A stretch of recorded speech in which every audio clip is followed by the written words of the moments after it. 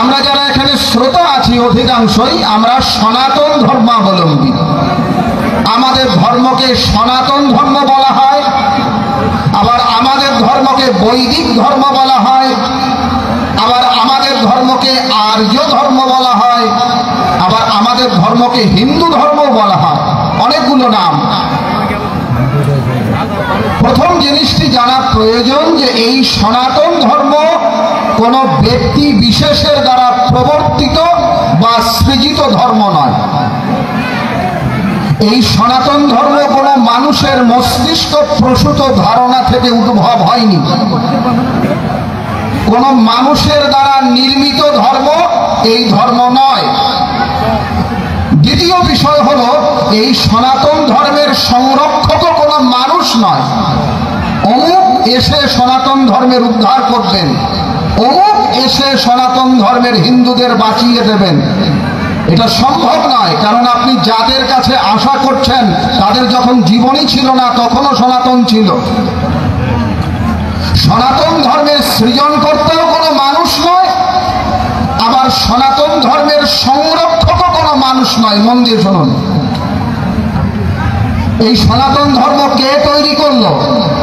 ভাগবত মহাপুরাণের ৬ষ্ঠ স্কন্ধের ৩য় অধ্যায়ের ১৯তম শ্লোকে বলা আছে, ধর্মতু সাক্ষাৎ ভগবৎ প্রণীতম। শোনো শোনো, আমরা যে সনাতন ধর্মের লোক, হিন্দু ধর্মের লোক, এটা কে করেছে? ধর্মতু সাক্ষাৎ ভগবৎ প্রণীতম। এটা কোনো মানুষের দ্বারা বানানো নয়, সাক্ষাৎ ভগবানের দ্বারা প্রণীত ধর্ম এই ধর্ম, সনাতন ধর্ম। আর এই ধর্মের রক্ষাকর্তাকে কে রক্ষা করবে এই ধর্মকে? এর প্রমাণ শ্রীমদ্ ভগবত গীতার ১১ অধ্যায়ের ৮ শ্লোকে বলা আছে। অর্জুন বলছেন, তমক্ষরং পরমং বেদিতব্যম তমস্য বিশ্বস্য পরং নিধানম তমভ্যায়া শাশ্বত ধর্মগপ্তা সনাতনস্তম পুরুষমতো মে।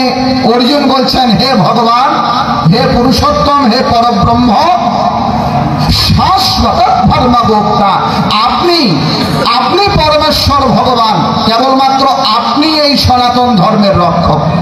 কাজেই ভগবানের দ্বারা এই ধর্মের উৎপত্তি হয়েছে, আর ভগবানই এই ধর্মের রক্ষা করেন। যেহেতু ভগবানের দ্বারা এই ধর্মের উৎপত্তি এবং ভগবান স্বয়ং এই ধর্মের রক্ষক, কাজেই কোনো মানুষ, কোনো গোষ্ঠী, কোনো সম্প্রদায় যতই চেষ্টা করুক না কেন সনাতন ধর্মের অস্তিত্বকে কখনো নষ্ট করতে পারবে না। হৃদয়ে বিশ্বাস রাখতে হবে। হিন্দু হিন্দু হিন্দু হিন্দু বললেই হবে না, হিন্দুর মানে কি বুঝতে হবে। নামের পিছনে রায়, বর্মন, চক্রবর্তী, ভট্টাচার্য থাকলেই আমি প্রকৃত সনাতনী বা হিন্দু এমনটা নয়। এই সনাতন ধর্মের বৈশিষ্ট্য সম্বন্ধে জানতে হবে, এই সনাতন ধর্মের মূল্যবোধ সম্বন্ধে জানতে হবে, এই সনাতন ধর্মের মর্যাদা সম্বন্ধে জানতে হবে। তদুপরি এই সনাতন ধর্মের যে শিক্ষা সমাজ ব্যবস্থার উপরে, এগুলো জানতে হবে। মন দিয়ে শুনুন, আমরা সনাতন ধর্মাবলম্বীরা কখনো অনেকগুলা ঈশ্বরের উপাসনা করি না। সনাতন ধর্ম বিরোধীরা একটা অভিযোগ করেন আমাদের উপরে, হিন্দুদের উপরে। এই অভিযোগটা তারা যেমন করেন, আমাদের হিন্দুদের মধ্যেও মাথায় মাঝে মাঝে এইটা আসে। কি অভিযোগ? হিন্দুদের অনেকগুলো ভগবান, হিন্দুদের অনেকগুলো ঈশ্বর, হিন্দুরা বহু ভগবানের পূজা করে, আর এই এতগুলো ভগবান আছে বলেই হিন্দু ধর্ম নষ্ট হয়ে যাচ্ছে। অনেকের ধারণা। প্রথম জানা দরকার, আমরা সনাতন ধর্মাবলম্বী যারা আছি, সনাতন ধর্মে অনেক ভগবান নাই, একটাই ভগবান। সনাতন ধর্মে বহু ঈশ্বরের পূজা করা হয় না, একজন ঈশ্বরের পূজা করা হয়। আমি আপনাদের প্রমাণ দিই। ঋগ্বেদ সংহিতার ১০ম মণ্ডলের ৮১তম সূক্তের ৩য় মন্ত্রে বলা আছে, জনয়ন দেব একঃ। শোনো শোনো, ভগবান কয়জন? জনয়ন দেব একঃ, তিনি একজন। আবার শুক্ল যজুর্বেদ সংহিতার 14 অধ্যায়, 13 অধ্যায় এগুলো যদি পড়ি, তার মধ্যে 13 অধ্যায়ের 4র্থ মন্ত্রে বলছে ভগবান কয়জন? হিরণ্যগর্ভা সমবর্ততাগ্রে ভূতস্য জাতপতিরেক আসিত। শোনো পৃথিবীর মানুষ, পতিরেক আসিত, ভগবান একজন। আর অথর্ববেদে আরো পরিষ্কার বলা আছে, না দ্বিতীয়া না তৃতীয়শ্চতুর্থ নয়পি উচ্যতে, না পঞ্চমো না ষষ্ঠ সপ্তম নয়পি উচ্যতে, না অষ্টমো না নবম দশম নয়পি উচ্যতে, যদেতবেকমৃতম বেদ। অথর্ববেদ সংহিতার 13 কাণ্ডের 4র্থ অনুবাকের 2য় সূক্তের 2 থেকে 5 নম্বর মন্ত্র। আমাদের সমস্ত বেদ বলছে ভগবান 2 জন নন, 3 জন নন, 4 জন নন, 5, 6, 10 জন নন, একম, তিনি একজন। উপনিষদেও বলছে, শোনো, एको वशी निष्क्रियाणाम, श्वेताश्वेतर उपनिषद अध्याय 6 मंत्र 12, एक हंसा भुवनस्यास्य, श्वेताश्वेतर उपनिषद अध्याय 6 मंत्र 42, एको वशी निष्क्रियाणाम कठोपनिषद 2য় অধ্যায়ের 2য় বল্লীর 12 নম্বর মন্ত্র, দিব্য দেব এক নারায়ণ আসিত, সুবাল উপনিষদ 4র্থ অধ্যায়ের 6 নম্বর মন্ত্র, এক হি রুদ্র নদ্বিতীয়তস্থির্জয়মান লোকান ঈশতে ঈশানীভি, শ্বেতাশ্বেতর উপনিষদ 3য় অধ্যায় 2 নম্বর মন্ত্র। সব জায়গায় আছে।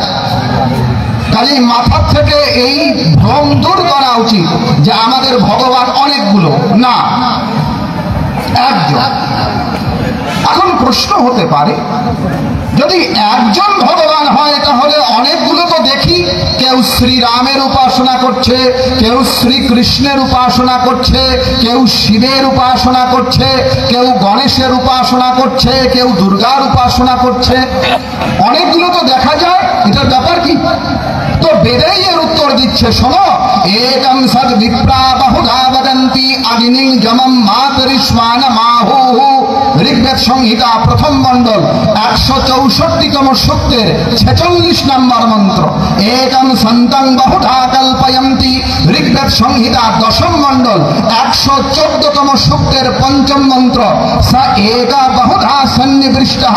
কৃষ্ণ যজুর্বেদ সংহিতার তৈত্তরীয় আরণ্য। আমি দ্রুত বলছি, সময় কম। বেদ বলছে অনেকগুলো ভগবান নয়, তাহলে এতগুলো কেন? একং সদ বিপ্রা, তিনি তো একজনই, কিন্তু বহুধা কল্পয়ন্তি। সেই ভগবানের অনেক নাম আছে, অনেক রূপ আছে, তার অনেক গুণ আছে। তার নামেরও অন্ত নাই, তার রূপেরও অন্ত নাই, তার গুণেরও অন্ত নাই। তাই একজন পরমেশ্বর ভগবানকেই বিপ্রগণ বহু নামে অভিহিত করেন। এইবার আসেন মূল কথায়। যে সমস্ত হিন্দু ভাবে আমাদের অনেকগুলো ভগবান, তো কেউ অনুকূল, কেউ নিগমানন্দ, কেউ অমুক, কেউ তমুক, এই জন্য আমাদের অবস্থা খারাপ, ভুল। আমি দৃষ্টান্ত দেই। লোকে বলে অমুক অমুক দর্শনে তো একটাই ঈশ্বরের কথা আছে, অমুক অমুক দর্শনে তো একটাই ভগবান, একটাই সৃষ্টিকর্তার কথা আছে, হিন্দুদের এতগুলো কেন? এই জন্য আমাদের অবক্ষয়, না ভুল অবক্ষয় হয়নি। উদাহরণ শুনুন, কেউ যদি গণিত শেখে, ম্যাথামেটিক্স, গণিত, যোগ বিয়োগ শিখছে, কিরকম? একজন যোগ অঙ্ক করছে, 5 এবং 5 যোগ করলে হয় 10। মন দিয়ে শোনো, 5 এবং 5 যোগ করলে হয় 10।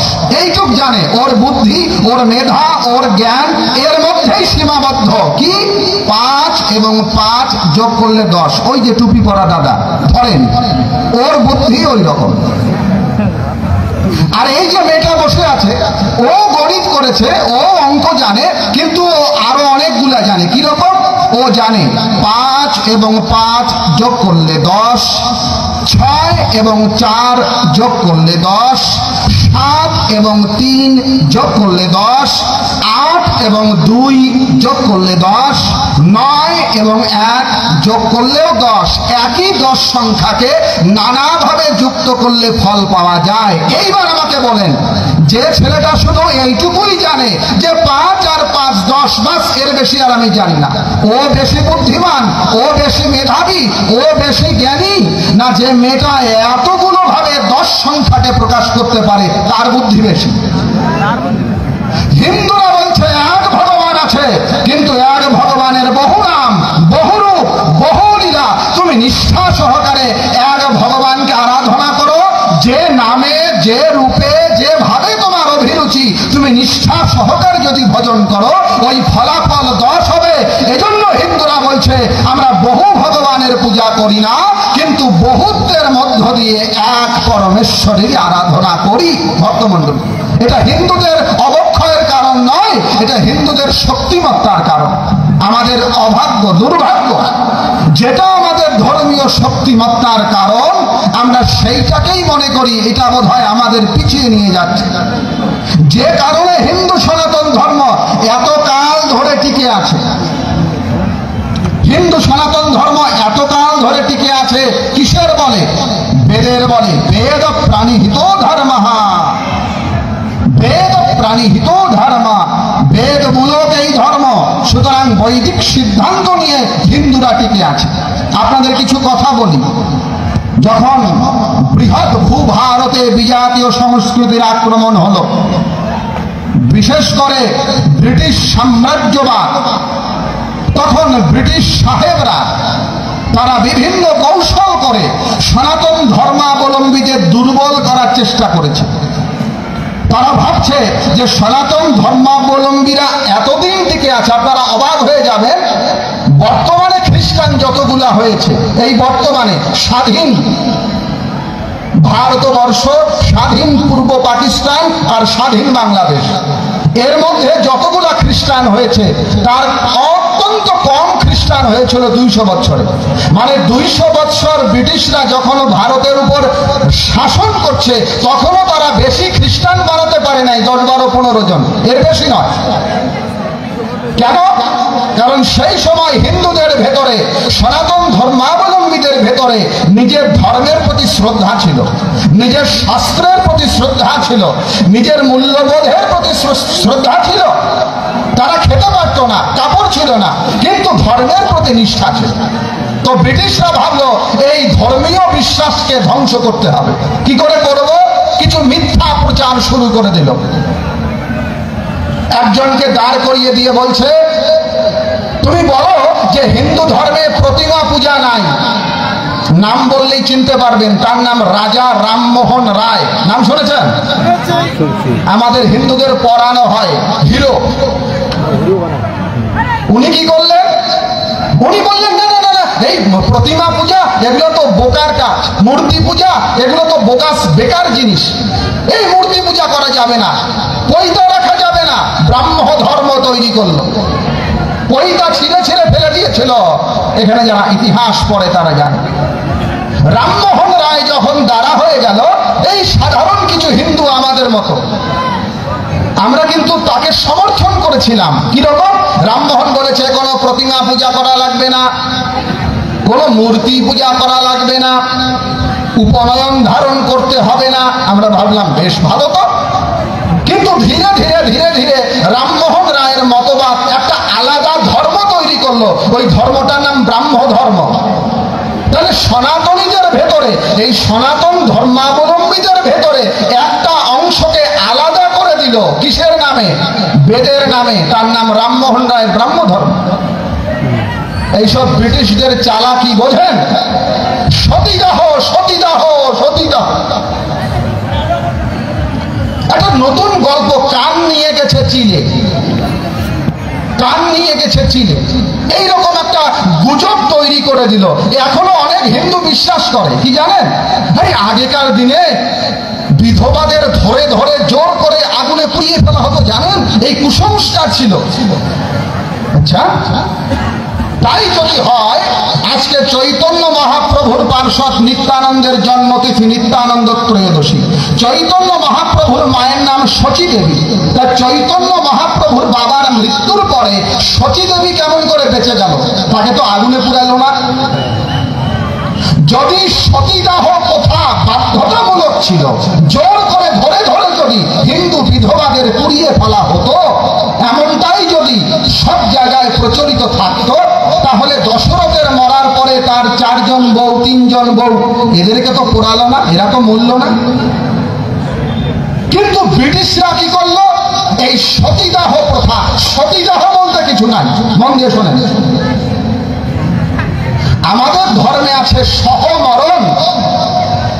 এটা কোনো বাধ্যতামূলক বিষয় নয়, স্বেচ্ছাপূর্বক সতী সাধ্বী যারা রমণীরা ছিলেন তারা পতির সঙ্গে সহমৃতা হতেন, ওটাকে সহমরণ বলা হতো। সেটা rare of the rare case. বিধবারাই অধিকাংশ ছিল। এজন্য যারা শাস্ত্র পড়েছেন দেখবেন বিধবাদের জন্য ধর্মের কথা বলা আছে। যদি স্বামী মরে গেলেই সব বিধবাকে আগুনিয়ে পুড়িয়ে ফেলা হতো, তাহলে বিধবার জন্য ধর্ম কি করে বানানো হলো?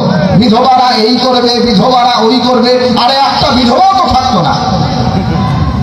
তাহলে সতীদাহের নামে আবার হিন্দুদের মাথায় ঢুকিয়ে দেওয়া হলো যে তোমাদের শাস্ত্রে কুসংস্কার আছে। মন দিয়ে বুঝুন, তোমাদের শাস্ত্রে কুসংস্কার আছে। এতে করে হিন্দুদের মনোজগৎ একটা গঠিত হলো, এই শাস্ত্র মানব, এই শাস্ত্র মানব না, এই শাস্ত্র মানব, এই শাস্ত্র মানব না, হিন্দু ধর্ম বাঁচাতে হবে, হিন্দু ধর্ম বাঁচাতে হবে। আরে কম্বলের যদি আপনি লোম বাছা শুরু করেন, কম্বল থাকবে?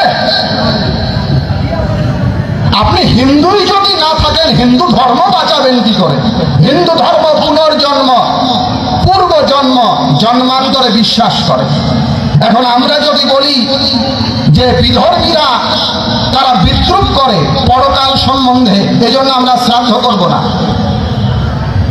হিন্দুরা প্রতিমার পূজা করে, মূর্তির পূজা করে, উপাসনা করে। এখন আমরা যদি বলি যে বিধর্মীরা উপহাস করে প্রতিমা পূজার জন্য, এই জন্য আমরা প্রতিমা পূজা তুলে দেব। কেন? হিন্দু ধর্ম বাঁচাতে হবে। প্রতিমা পূজা তুলে দেব, হিন্দু ধর্ম বাঁচাতে হবে। শ্রাদ্ধ কর্ম তুলে দেব, হিন্দু ধর্ম বাঁচাতে হবে। তখন হিন্দু থাকবেন কি আপনি?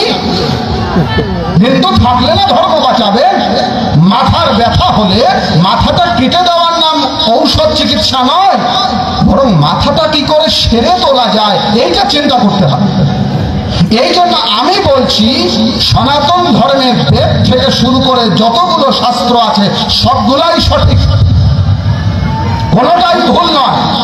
সনাতন ধর্মে যতগুলো বিধি ব্যবস্থা আছে, বর্ণাশ্রম ব্যবস্থা আছে, দেবকর্মের কথা আছে, পিতৃকর্মের কথা আছে, এই সবগুলাই সঠিক।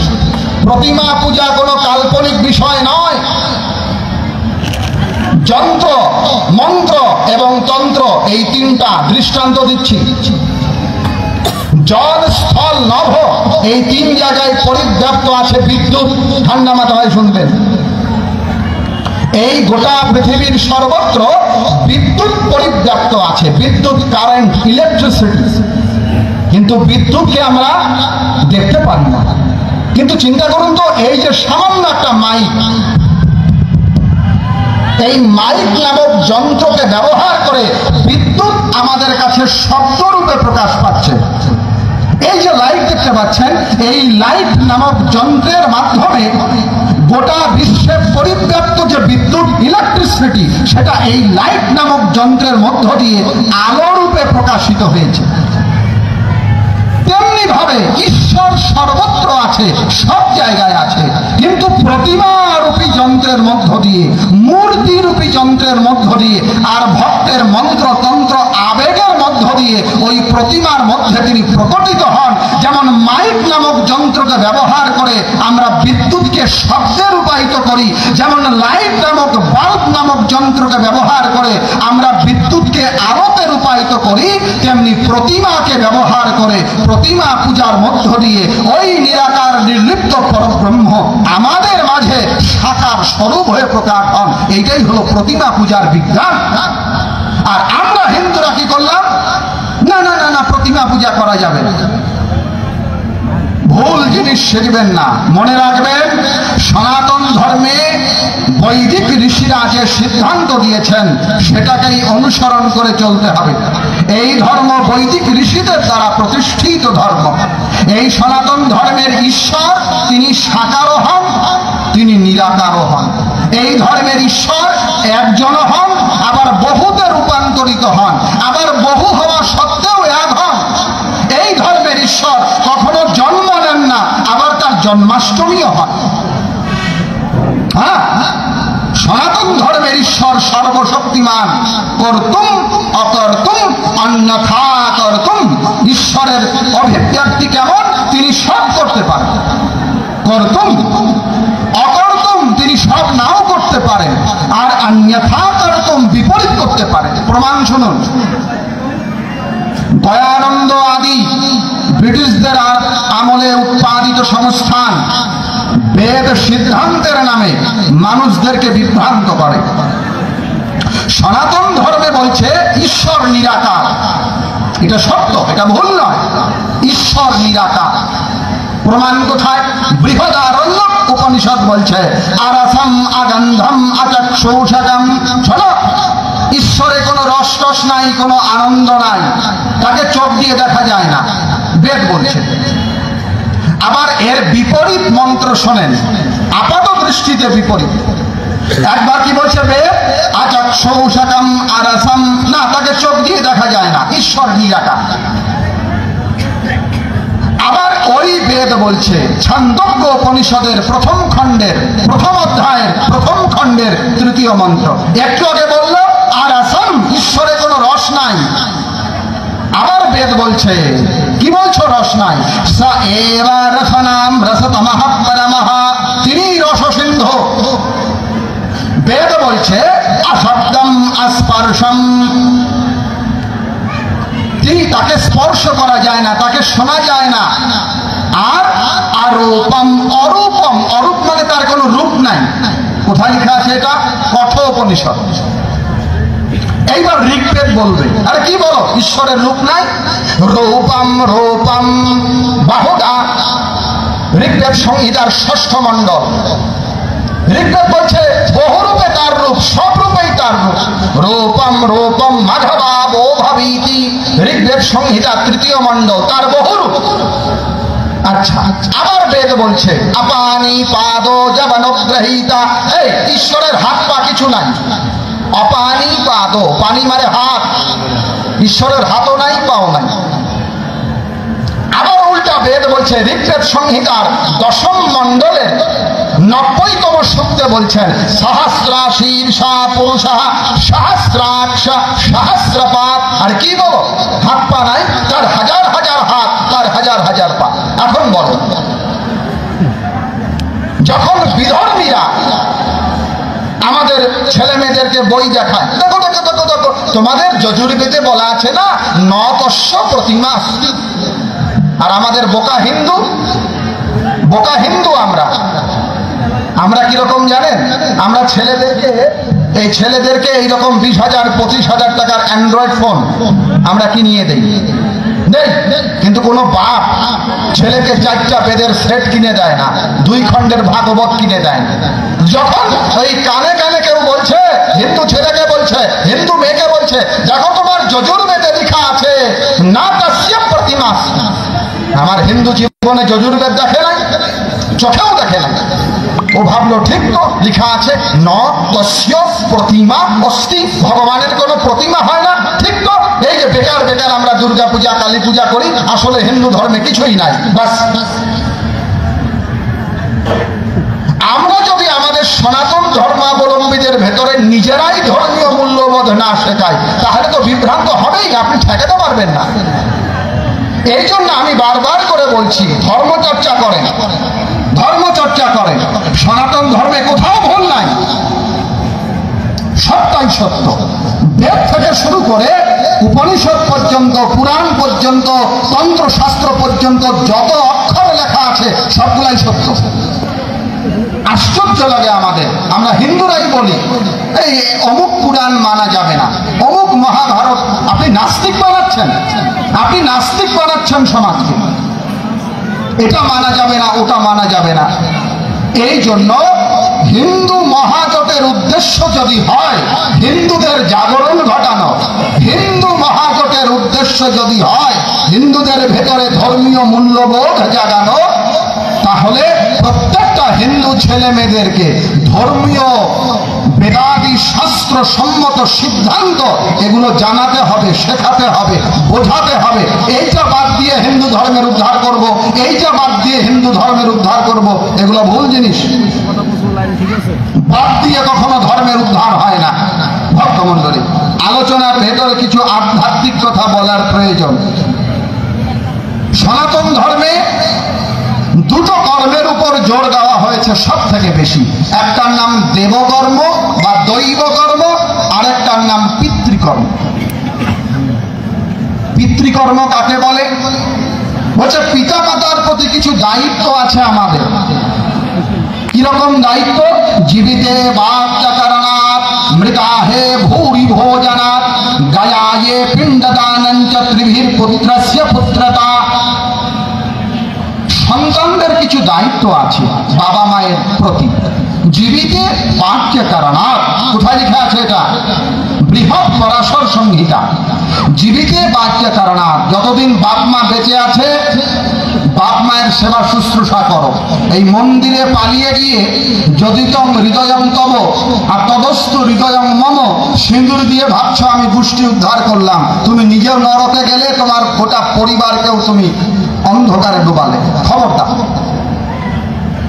বিবাহটা কোনো খেলনা জিনিস ভাবা যাবে না। অভিভাবকরাও সচেতন হন, আর সন্তান সন্ততিখানে কিশোর কিশোরী যারা আছে সচেতন হও। বিবাহ শুদ্ধ রাখতে হবে, এটা সংক্রমণ কাল। এই সংক্রমণ কালে অন্তত দুইটা জায়গা আমাদের ঠিক রাখা দরকার। এক, আহার শুদ্ধি। দুই, বিবাহ জনন শুদ্ধি। রক্ত যদি বিশুদ্ধ থাকে, রক্ত যদি শুদ্ধ থাকে, আবার জেগে উঠবে, আবার জেগে উঠবে। আপনারা জানেন একটা পদ্ম ফুলের বীজ শত শত বৎসর যদি পড়ে থাকে, শত শত বৎসর পরেও যদি পদ্মের বীজটাকে উপযুক্ত পরিবেশে নিয়ে আসা যায়, ওই পদ্মের বীজ থেকে পুনরায় পদ্ম ফুটবে। আমরা যদি আমাদের বংশধারাতে বিশুদ্ধ বংশধারা রাখতে পারি, আমাদের রক্ত পরম্পরাকে শুদ্ধ রাখতে পারি, এই আমাদের বংশধরদের মধ্যেই পুনরায় আবার মহাপুরুষের আবির্ভাব হবে, পুনরায় আবার তেজস্বী মহাবীরের আবির্ভাব হবে, পুনরায় আবার সমাজ সংস্কারের আবির্ভাব হবে। কিন্তু এই রক্তধারাই যদি নষ্ট করে দেই, কি করে হবে? যৎপদগ্রে অমৃতোপমম পরিণামে বিষমিবা তৎসুখম রাজসস্মৃতম। যেটা শুরুতে ভালো লাগে কিন্তু পরিণামে বিষের মতো, উহাকে রাজসিক সুখ বলে। দৃষ্টান্ত কি? সনাতন ধর্মে বর্ণাশ্রম ব্যবস্থা আছে। বর্ণাশ্রম ব্যবস্থাতে কাউকে ছোট করা হয়নি। এই যে সবাই বলছে আমরা এক হব, কি করে হয়? ঈশ্বর এক এবং অদ্বিতীয়। এর প্রমাণ কি? ঈশ্বর এক এবং অদ্বিতীয়, এর প্রমাণ এটাই যে ঈশ্বরের সৃষ্টিও এক এবং অদ্বিতীয়। এখানে অধিকারী বাবুর মতো আরেকটা অধিকারী, আমাদের সভাপতি বিশ্বনাথ বাবুর মতো আরেকটা বিশ্বনাথ খুঁজে পাবেন না। বিশ্বনাথ এক এবং অদ্বিতীয় পাবেন। আর বিশ্বনাথ তো দূরের কথা, ওনার ডান হাতের যে বুড়ি আঙ্গুলের ছাপটা আছে না, ফিঙ্গারপ্রিন্ট, সারা পৃথিবীর হাজার হাজার মানুষের ফিঙ্গারপ্রিন্ট নিয়ে নেন, ওনার ফিঙ্গারপ্রিন্ট ম্যাচিং করবে না। উনি এক এবং অদ্বিতীয়, আমি এক এবং অদ্বিতীয়, আপনার ইন্ডিভিজুয়াল প্রত্যেকটা মানুষ এক এবং অদ্বিতীয়। সুতরাং ঈশ্বর যেমন এক এবং অদ্বিতীয়, ঈশ্বরের সৃজিত জগৎ প্রত্যেকেই এক এবং অদ্বিতীয়। প্রত্যেকের ভেতরে একটা সূক্ষ্ম ভিন্নতা আছে, কিন্তু এই ভিন্নতাকে নিয়েই আমাদের একতা করতে হবে। একতার মানে এই নয় যে সধবারাও সিঁদুর পড়বে, বিধবারাও সিঁদুর পড়বে। এটা হয় কখনো? আমরা যদি এখন এটা বলি যে না আমাদের বৈষম্য দূর করতে হবে, কি বৈষম্য? কেবল সধবারা কেন সিঁদুর পড়বে, এটা বিধবাদের প্রতি বৈষম্য হলো। এই যুক্তি দিয়ে আমরা যদি বলি যে হিন্দুদের বাঁচাতে গেলে সধবা বিধবা উভয়ের কপালে সিঁদুর দাও, এটা হিন্দু ধর্মের উদ্ধার হবে না পতন হবে? সুতরাং যার যার যে যে বৈশিষ্ট্য আছে, কারো বৈশিষ্ট্য ধ্বংস করে নয়, কারো বৈশিষ্ট্যকে ভেঙে নয়, বরং আপন আপন বৈশিষ্ট্যকে অক্ষুণ্ণ রেখে যাতে প্রত্যেকেই এগিয়ে যেতে পারে। ক্ষত্রিয় তার খাদ্য বীর্য নিয়ে এগিয়ে যাবে, বৈশ্য তার বৈশ্য পরাক্রম নিয়ে এগিয়ে যাবে, শূদ্র তার সেবার মানসিকতা নিয়ে এগিয়ে যাবে, ব্রাহ্মণ তার ব্রহ্ম জ্ঞান নিয়ে এগিয়ে যাবে, প্রত্যেকেই প্রত্যেকের মতো। হে মায়েরা, আপনাদের গর্ভ থেকে 3টা ছেলে জন্ম নিয়েছে, আপনাদের গর্ভ থেকে আছে না এমন 3 ছেলের মা আছেন না? তা 3 ছেলেকেই 3 ছেলে একই জিনিস খেতে পছন্দ করে? দেখবেন কোনো ছেলে মাছের ঝোল খাবে, কোনো ছেলে মাছের ভাজা খাবে, আছে না এরকম? আরে আপনারই তো পেট থেকে বেরিয়েছে। তাহলে মা জানে কোন ছেলের কেমন আহার দরকার, কোন ছেলে কেমন পেলে খুশি হয়, মা কিন্তু সেই রকম ব্যবস্থাই করে। আমরাও সেরকম ভগবানের সন্তান। ত্বমহিনা পিতা বসো ত্বং মাতা, ঋগ্বেদ সংহিতা 8ম মণ্ডলের 98তম সূক্তের 11 নম্বর মন্ত্র। তিনি আমাদের পিতা, আমরা তার সন্তান। উতবাত পিতাসি না উতভ্রাতঃ, সামবেদ সংহিতা 1842 নম্বর মন্ত্র। তিনি আমাদের পিতা, আমরা তার সন্তান।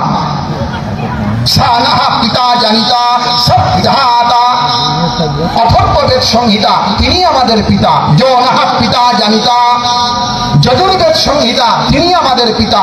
সর্বযোনিষু কৌন্তেয় মূর্তয়া সম্ভবন্তি যা তাসাং ব্রহ্ম মহৎ যোনিরহম বীজপ্রদ পিতা, শ্রীমদ্ ভগবদ্ গীতা। সবাই বলছে। তাহলে জাগতিক মা যেমন জানে কোন ছেলের পেটে কি সয়, কোন ছেলে কেমন রুচি, কোন ছেলের জন্য কেমন আহারের দরকার, এই জাগতিক মা সেই রকম করে ব্যবস্থা করে। তেমনি যিনি আমাদের আধ্যাত্মিক পিতা, যিনি আমাদের প্রকৃত পিতা, যিনি পরম পিতা, তিনি তো জানেন আমরা কোন সন্তান, কেমন বৈশিষ্ট্যের। এজন্য তিনি কিছু আইন বানিয়ে দিয়েছেন যে আমার এই রকম ছেলে যারা হবে তারা এইগুলা মানবে, আমার এই রকম ছেলে যারা হবে তারা এই নিয়ম মানবে, আর আমার ওই ধরনের ছেলে যারা হবে তারা ওই রকম মানবে। এই সবাই মিলে আসো খিচুড়ি বানাই, সবাই মিলে আসো খিচুড়ি বানাই, এগুলো সর্বনাশা কথা। এজন্য আমি কি বললাম, কারো বৈশিষ্ট্য ভেঙে নয়, সকলের বৈশিষ্ট্য যার যার তেমন তেমন অক্ষুণ্ণ রেখে আমাদের চলতে হবে। এই জন্য সনাতন ধর্মে কারো বৈশিষ্ট্য ভাঙা হয়নি। ভক্তমণ্ডলী, আমরা যে সনাতন ধর্মের লোক, বক্তব্য শেষ করছি, আমরা যে সনাতন ধর্মের লোক, এই সনাতন ধর্মের মতো উদার, এই সনাতন ধর্মের মতো বিশাল, এত প্রশস্ত হৃদয়, এত প্রশস্ত বিচারধারা আর কোথাও নাই, হতে পারে না। কেন? একটা হিন্দু ভগবানের কাছে কি চায়? যজুর্বেদ সংহিতার 36তম অধ্যায়ের 38 নম্বর মন্ত্র খুলবেন। একটা হিন্দু ভগবানকে বলছে, কি বলছে? মিত্রস্যাহং চক্ষুষা সর্বাণি ভূতানি সমীক্ষে। হিন্দুর চরিত্র, হিন্দু মহাজোটের নেতৃবৃন্দ শুনুন, হিন্দুর চরিত্র কেমন? মিত্রস্যাহং চক্ষুষা সর্বাণি ভূতানি সমীক্ষে। আমি যাকে চোখ দিয়ে দেখব তাকে যেন বন্ধুর মতো দেখি, কারো প্রতি আমার ভেতরে যেন শত্রুতা না আসে, সকলকে যেন আমি মিত্রভাবে দেখি, এমন তোর উদার চরিত্র যার, তিনি হিন্দু। হিন্দু কেমন ভাবে চলবে? হিন্দু ধর্ম বলছে সোজা জিনিস, পাপ কাকে বলে আর পুণ্য কাকে বলে। স্কন্দ পুরাণের ব্রহ্মখণ্ডের ধর্মানন্দ খণ্ডের 36তম অধ্যায় খুলে দেখবেন, পাপ কাকে বলে আর পুণ্য। সহজ কথা, পরোপকারঃ পুণ্যায় পাপায় পরপীড়নম। হিন্দুরা বলছে অন্যের ক্ষতি করাকে পাপ বলে আর পরের উপকার করাকেই পুণ্য বলে। এটা আর কে শেখাবে? গরুড় পুরাণের পূর্বখণ্ডের 111 অধ্যায় খুলে দেখবেন, হিন্দুরা বলছে মাতৃবৎ পরদারেষু পরদ্রব্যেষু নষ্টবৎ আত্মবৎ সর্বভূতেষু ইহ পশ্যতি স পশ্যতি। হিন্দুরা বলছে মাতৃবৎ পরদারেষু, অন্যের স্ত্রীকে যখন দেখবে মায়ের মতো দেখবে। এটা হিন্দুর শিক্ষা, এটা সনাতনী শিক্ষা। মাতৃবৎ পরদারেষু। আর পরদ্রব্যেষু নষ্টবৎ, অন্যের সম্পত্তি জবরদখল করবে না। পরদ্রব্যেষু নষ্টবৎ, মাটির ঘেলা যেমন মূল্যহীন, অন্যের সম্পত্তি তোমার কাছে মূল্যহীন। এটা হিন্দুর চরিত্র। আর আত্মবৎ সর্বভূতেষু, সকলকে আপন ভাববে, কাউকে পর ভাববে না। এটা হিন্দুর শিক্ষা। এমন তোর চরিত্র গঠনের কথা হিন্দুরা বলে, কিন্তু এর মানে দুর্বলতা নয়, এর মানে কাপুরুষতা নয়, এর মানে ভীরুতা নয়। হিন্দু ধর্ম যেমন শেখায় যে তুমি অন্যের স্ত্রীকে মায়ের মতো দেখবে, অন্যের স্ত্রীকে কামুক দৃষ্টি করবে না, তেমনি হিন্দু ধর্ম এইটাও শেখায় তোমার মা, তোমার বোন আর তোমার পরিবারের কোনো স্ত্রীর প্রতি যদি কেউ কামুক দৃষ্টিতে দেখে তাহলে মহাভারত যুদ্ধ করে দাও আর বাল্মীকি রামায়ণের মতো ওই রাবণ সেনাদের বিনাশ করে দাও। এই বীর্যের কথাও শেখায় হিন্দু ধর্ম। সনাতন ধর্ম এটাও শেখায় তুমি সকলকে ভালোবাসো, কাউকে পর ভাববে না। আবার সনাতন ধর্ম এটাও শেখায় যিনি অন্যায়, যিনি অত্যাচারী, তিনি যদি তোমার আপনজন হয় তাহলে কুরুক্ষেত্রের মাঠের মতো, অর্জুনের মতো তুমি আপনজনের বিরুদ্ধেও লড়ো, আপনজনের বিরুদ্ধেও দাঁড়িয়ে ওঠো। এটা সনাতন ধর্ম শিক্ষা। এজন্য আমরা কাপুরুষ নই, আমরা দুর্বল নই, আমরা ভীরু নই। বিবেকানন্দ বলেছিলেন, I am proud to belong that religion which has taught the world both tolerance and universal acceptance. We believe not only in universal toleration but accept all the religion is true. আমরা সবাইকে সম্মান করি। सबसे रसिए सबसे बसिए लीजिए सबका नाम, हाजी हाजी करते रहिए बैठे अपना ठाम। জগতে যারা মহাপুরুষ হয়েছে, মহামানব হয়েছে আমরা সম্মান করি, আমরা সম্মান করি প্রত্যেকটা আদর্শ পুরুষকে। আমরা প্রত্যেকটা আদর্শবান ব্যক্তির চরিত্র থেকে ভালো জিনিস গ্রহণ করি, এটা আমাদের শিক্ষা। কিন্তু নিজের আদর্শ বিলীন করে নয়। মন দিয়ে শুনুন, আমি সকলকে সম্মান করব, আমি সবাইকে মান্যতা দেব, সব মতবাদের প্রতি আমার শ্রদ্ধা আছে, কিন্তু আমার নিজস্ব বর্ণ ধর্ম, কুল ধর্ম, জাতি ধর্ম এটা বাদ দিয়ে নয়।